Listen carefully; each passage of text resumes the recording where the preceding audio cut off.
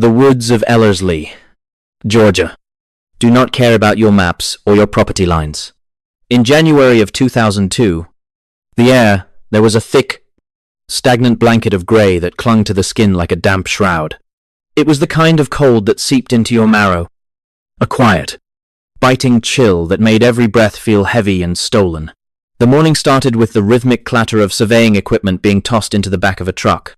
Christopher Thompkins was just another man doing an honest day's work, unaware that he was about to walk out of the world of the living and into the mouth of something else entirely. Something that had been waiting in the shadows of the pines for a very long time. He was part of a four-man crew, a line of human interference cutting through the thick brush of the Georgia wilderness.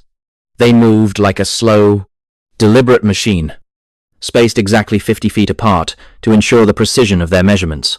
50 feet is a short distance, a mere stone's throw, a distance where you can still hear the breathing of the man next to you. Or so they thought. The ground was a treacherous carpet of rotting leaves and slick mud that swallowed the sound of their heavy work boots. Christopher was positioned at the end of that line, the tail of the serpent winding through the dense undergrowth. His world was one of orange vests, metal stakes, and the endless, monotonous drone of the wind through the high canopy. The air felt different that Tuesday morning, thicker and more metallic, like the taste of a copper penny on the tongue. There was an absence of the usual woodland chatter, a silence so profound it felt like a physical weight pressing against the eardrums. Even the squirrels seemed to have retreated into the hollows of the trees, watching, with black, unblinking eyes. The surveyor directly ahead of Christopher was a man used to the solitude of the forest, a man who trusted his senses. He could hear the faint rustle of Christopher's jacket behind him, a comforting reminder of companionship in the lonely woods. Every few minutes, a word would be shouted back and forth, a simple check-in to bridge the 50-foot gap. Until the silence became absolute. It happened in the span of a heartbeat, a microscopic fracture in the fabric of the day. The worker in the third position turned his head to relay a coordinate, his breath misting in the cold air. But when his eyes swept the space where Christopher should have been, there was only the shifting grey light and the skeletal branches of the oaks. The space was empty. Utterly and terrifyingly empty. There was no sound of a struggle, no panicked cry for help, not even the snap of a dry twig to signal a fall. Christopher had simply ceased to exist in the time it took for a man to draw a single breath. The crew stopped in their tracks, the sudden stillness of the woods feeling like a trap closing around them. They shouted his name, their voices cracking against the wall of trees. But the only response was the sighing of the wind. They moved back toward his last known position, their boots sinking into the soft earth, their hearts hammering against their ribs like caged birds. They found his tools first, lying on the ground as if he had simply dropped them and stepped out of his own life. But it was what they found a few yards away that turned their blood to ice. Christopher's work boot was perched atop a high barbed wire fence, dangling there like a grim trophy for all the world to see. The boot hadn't been lost in a stumble, it had been removed, the laces still tied in a perfect, undisturbed knot. It sat there on the wire, a singular, lonely object that defied every law of logic and physics. One boot was on the fence, but the man who wore it was nowhere to be found in the vast, reaching shadows. Beside the fence, they found a scattering of small, mundane items that felt like clues left by a mocking entity. A single blue fiber from his clothing was snagged on a thorn, and a lone penny lay in the dirt, gleaming dully in the filtered sunlight.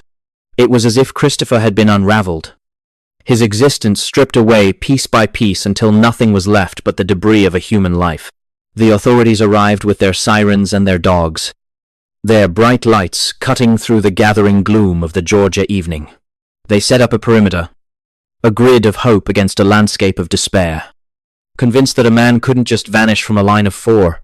But the dogs, usually so eager to hunt, whimpered and tucked their tails when they reached the spot by the fence.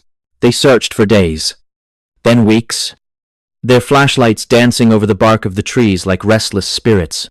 They used thermal imaging and helicopters, scouring every inch of the brush for a heat signature or a scrap of orange fabric. But the woods remained cold, A vast expanse of nothingness that refused to yield its secrets to the machines of man. The mystery of the 50 feet haunted the investigators. A mathematical impossibility that gnawed at their sanity. How does a grown man, 6 feet tall and sturdy, vanish in the presence of 3 witnesses without a single sound? It suggests a predator not of teeth and claw, but of something far more efficient. Something that operates in the flickers between our blinks. Christopher's mother felt the weight of the tragedy more than anyone. A hollow ache that no amount of searching could fill. She spoke of the woods as if they were a sentient thing. A dark force that had reached out and plucked her son from the earth. In her heart, she knew he wasn't lost in the traditional sense. He had been taken to a place where maps have no meaning. Some whispered of a spatial rift, a localized anomaly where the laws of our reality simply do not apply. They imagined a hole in the air, a silent fold in the world that Christopher had unwittingly stepped through. In that split second, he might have been transported miles away, or perhaps to a place that exists right alongside us, just out of reach. The missing 411 patterns are all there if you know where to look for the jagged edges of the truth.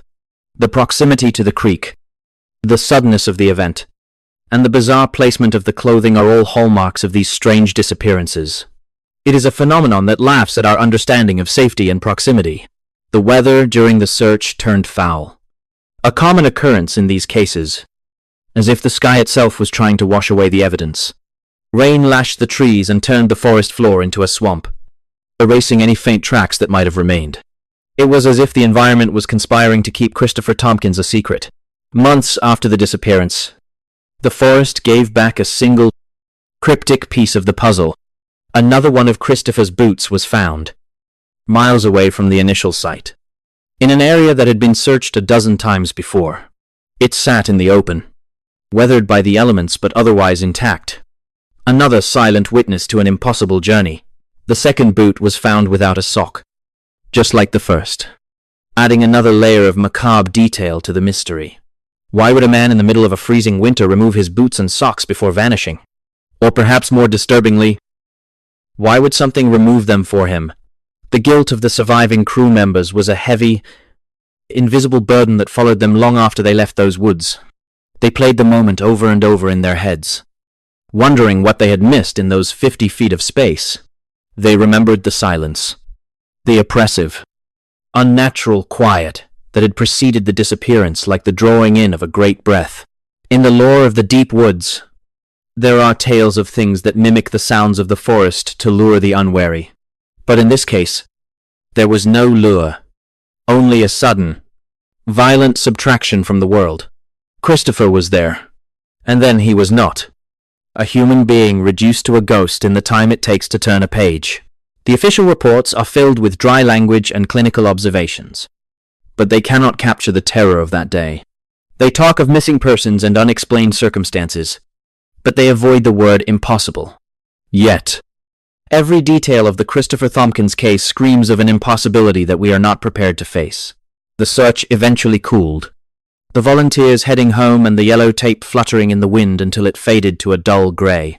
The woods of Ellerslie grew back over the paths they had cut, the pines reaching higher into the sky. But the locals still looked toward the tree line with a certain wariness, knowing that the distance between here and nowhere is only 50 feet. We often think of the wilderness as a place to find ourselves, a sanctuary from the noise of the modern world. But for some, the wilderness is a predator that does not hunt for food, but for the very essence of who we are. It watches from the shadows, waiting for that moment when we are just far enough away from our companions to be erased. The story of Christopher Thompkins is a chilling reminder that we are never as safe as we think we are.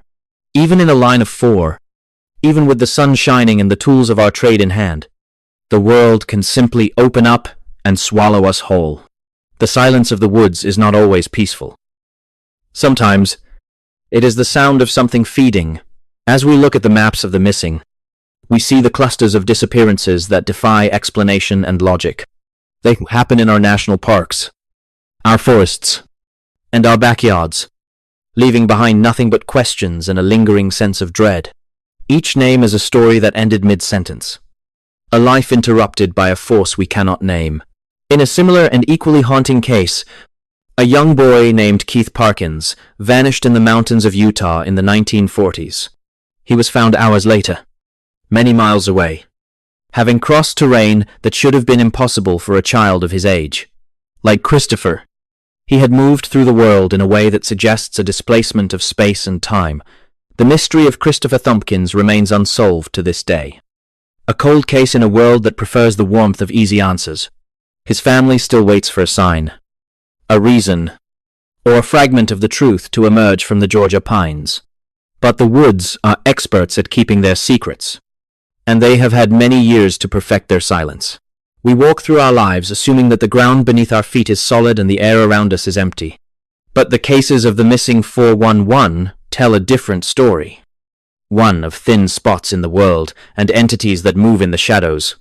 They remind us to stay close, to keep our voices loud, and to never trust the silence of the trees. The next time you find yourself in the deep woods, and the birds suddenly stop their singing, take a look behind you. Make sure the person you are with is still there, and that the distance between you hasn't grown too wide. Because in the world of the missing, 50 feet is all the space that something needs to take you away forever, and leave nothing but a boot on a wire to remember you by. The Georgia surveyor is gone, but the mystery he left behind continues to grow, a dark vine winding through our collective nightmares. We look for him in the shadows, in the rustle of the leaves, and in the quiet moments before the dawn. But Christopher Thompkins is part of the woods now, a name whispered by the wind and a warning to all who dare to walk the line. The sun sets over Ellerslie, casting long, twisted shadows across the fields where a man once stood with his friends. The orange vests are gone, the sirens are silent, and the barbed wire fence stands as a lonely monument to the unknown. The woods are waiting for the next surveyor, the next hiker, the next soul to step just a little too far into the dark. Take care out there in the vast, reaching wilds of this world. And remember that some things are better left unmapped. The silence is watching, and it has all the time in the world to wait for its next chance.